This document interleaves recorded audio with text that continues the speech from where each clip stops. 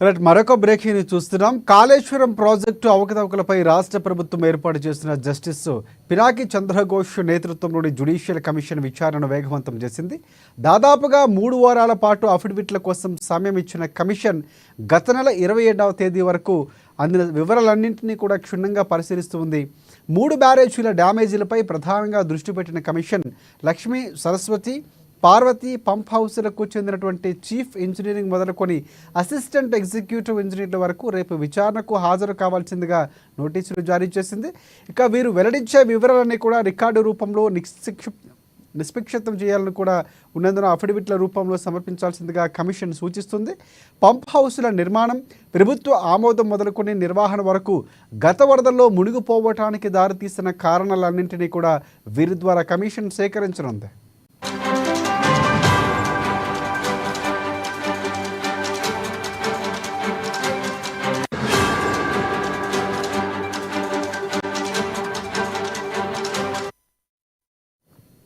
ఇక ఈ ఎంక్వైరీలో భాగంగా కాళేశ్వరం ప్రాజెక్టుకు సంబంధించిన అన్ని డాక్యుమెంట్లను, కరెస్పాండెన్స్లను కూడా ఉత్తర్వులు అందజేయాల్సిందిగా సాగునీటి పారుదల శాఖ అధికారులను కమిషన్ ఆదేశించింది.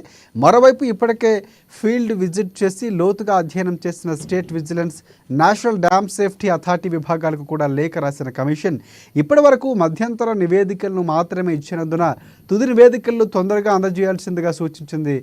ఎన్డీఎస్ఏ చైర్మన్తో ఇప్పటికే కమిషన్ చైర్మన్గా ఉన్న జస్టిస్ పిసి ఘోష్ సంప్రదింపులు జరిగినట్లు కూడా తెలుస్తోంది. ఈ నివేదికల్లో 3 బ్యారేజీలు ఎందుకు డ్యామేజీ అయ్యాయో అధ్యయనం చేసినందున వాటికి అనుగుణంగా సంబంధిత అధికారుల నుంచి ఇప్పటికే రాబట్టిన వివరాలు, అఫిడవిట్లో వారు పొందుపరిచిన అంశాలను కమిషన్ విశ్లేషించనుంది.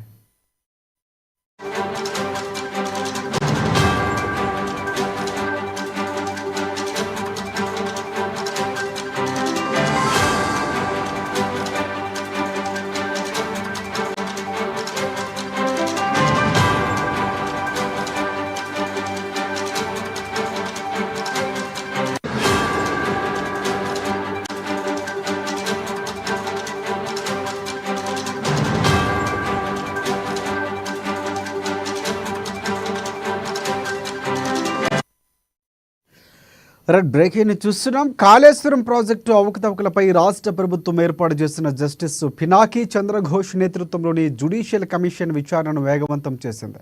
దాదాపుగా 3 వారాల పాటు అఫిడవిట్ల కోసం సమయం ఇచ్చిన కమిషన్ గత నెల 27వ తేదీ వరకు అందిన వివరాలన్నింటినీ క్షుణ్ణంగా పరిశీలిస్తూ ఉంది.